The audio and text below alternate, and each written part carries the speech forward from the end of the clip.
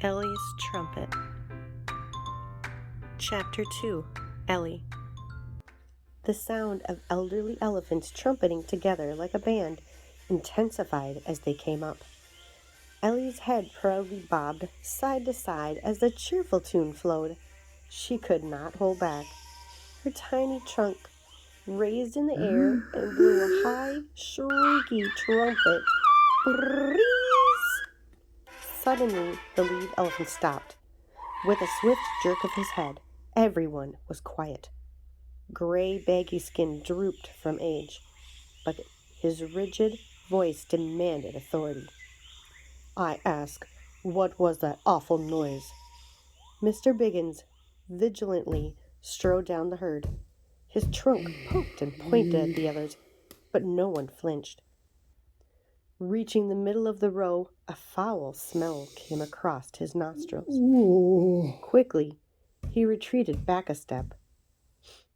Directly in front of him stood Oderson, his cheeks red with awkwardness. "I say, was that awful noise you?" Mr. Biggins raised an eyebrow with suspicion. Oderson's legs wobbled like a nervous wreck. I didn't." The patch of red hair upon his head fell flat, and a rumbly, grumbly sound came from within. While a few others chuckled, holding their mouths closed, Mr. Biggins turned forward again, and under his breath mumbled, "Oh, my." Frustrated, he continued down the line. "Who, I asked, made that screech?" As the end neared, his eyes glanced onward, catching the smallest elephant with a short trunk hiding behind her mom. He motioned for her to step forward. "Come here, little Ellie, come here." His face remained motionless. Mama nudged her to follow orders. Peering out from safety, head down, she stepped reluctantly forward. Mr. Biggins.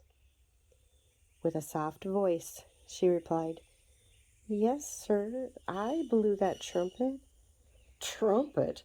That was no trumpet." He bumbled and poked at her tiny trunk. "You should feel ashamed. You're an elephant. An elephant should make a mighty loud trumpet." Ellie turned her head to the side, hiding tears. "I ask, why has your trunk not grown in?" His head tilted back, waiting for a response. Mama could see the drops sliding down her baby's cheeks. Her heart sank, and anger set in. She walked over by her side before Mr. Biggins had a chance to speak again. "How dare you speak with such harsh words?" Her head was held high and ears outward, proudly defending her baby. The other elephants turned to watch in astonishment. No one before had stepped forward to oppose Mr. Biggins. He stood with his eyebrows bent downward. Well, Yima, your daughter is quite the disgrace." Yima's face flushed cherry red. Her eyes narrowed as she angrily searched for words. Without warning, Trombone, the second lead elephant, gave a loud, deep boom. He had started the elephant band, and once again, a beautiful tune echoed as they marched off. Mama and Ellie watched as Mr. Biggins took large steps to quickly surpass to the front. "Onward to the water hole," he bellowed. "I say, no stopping." Gently, Mama patted Ellie on the head one last time. "Come along now, stay close," she said with a consoling voice. Before taking a step, a small palm-shaped leaf drifted in front of Ellie. It swayed left, then right. She sucked in, filling her cheeks with air, then pushed it all out, sending the leaf up in a spin.